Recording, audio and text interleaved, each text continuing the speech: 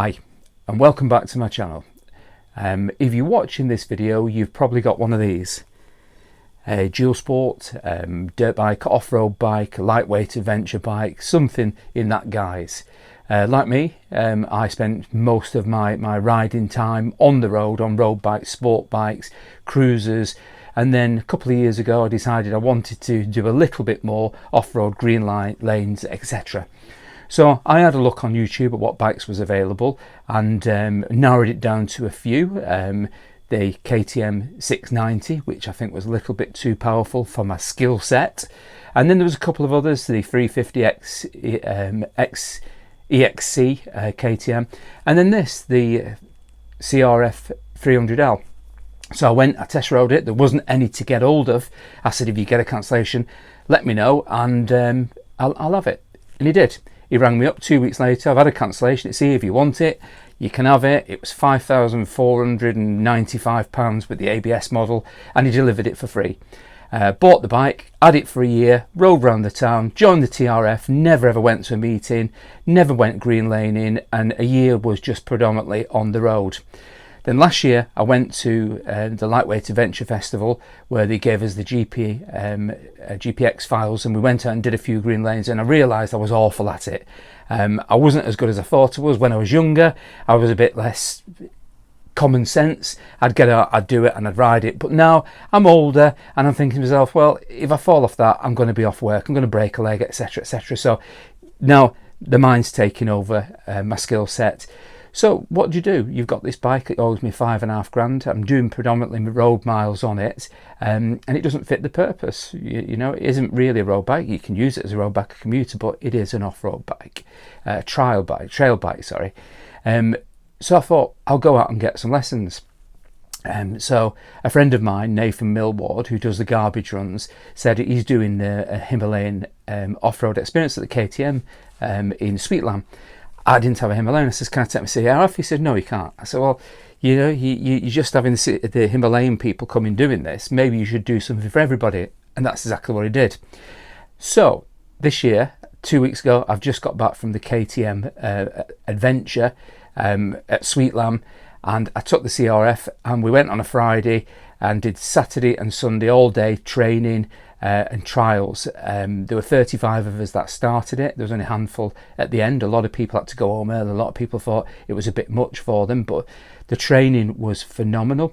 They start you at the very, very basics, but then if you split you into sections, if you're not as good as the rest of the people, you're not going to hold them back. So they split them into three groups: the fast group, the medium group, and the slow group. And I was in the medium group, which I chose to be. I had a little bit more skills than the basic going in and out cones, etc. So that's what I did. I went to the medium group, and there was about 15 of us in that group. We went off and they told us the basics of how the bike works, how the tyres works, how to balance it, brake it, control it, what position you should be in, how you control the bike, etc. Shut up, Bonnie. I'm doing a video.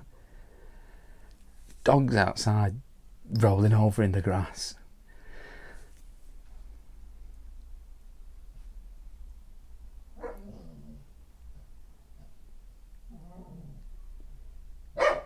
Fuck's sake.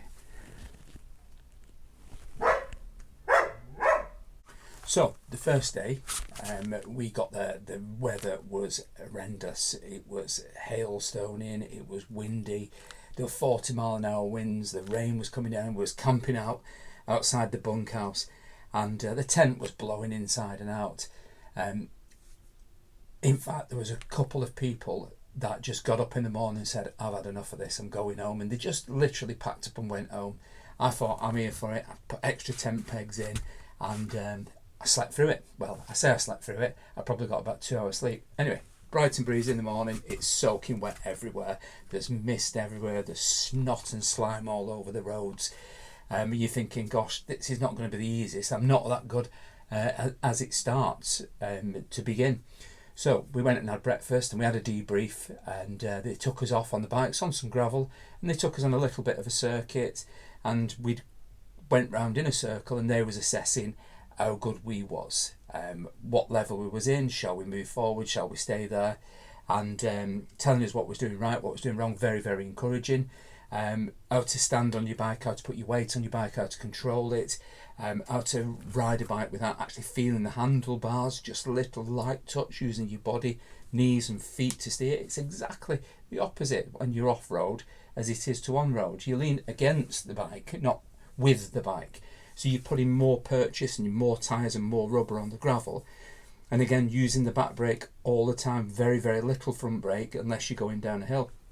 They wouldn't let us video there because they've got skill sets. They said the guy that was training this, Molly, his name was Molyneux, called him Molly, really top guy, loads and loads of experience. He wouldn't let us film, wouldn't let us take any pictures because he said, I've built this up, this is mine, and I don't want anybody stealing it. And rightfully so.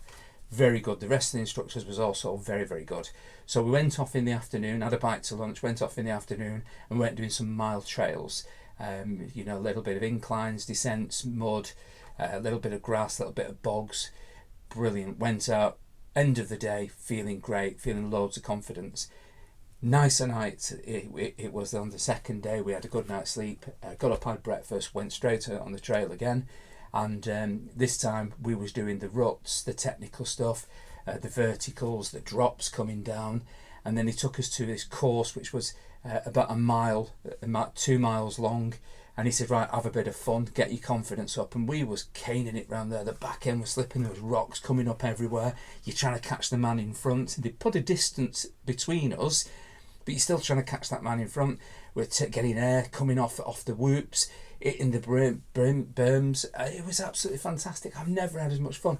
The good thing about this, there was acres and acres and thousands of acres and nobody else on it, nobody else there.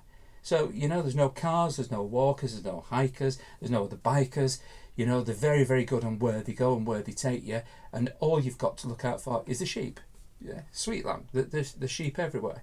Highly, highly, highly recommend it. So in the end, on the last day, few people dropped out. A few people said it's not for me. A few people said I can't do it, don't want to do it, I've not got the confidence. But out of our group of 15, on the second group, the medium pace group, there was only 4 people left at the 15 on the last day. I was one of them, which I was proud to do. And this thing doesn't half handle it. You know, I was a little bit, when I was using it as a road bike, I was kind of saying, oh, I wish I hadn't have bought this. Maybe it's the wrong bike for me. It's not that great at overtaking.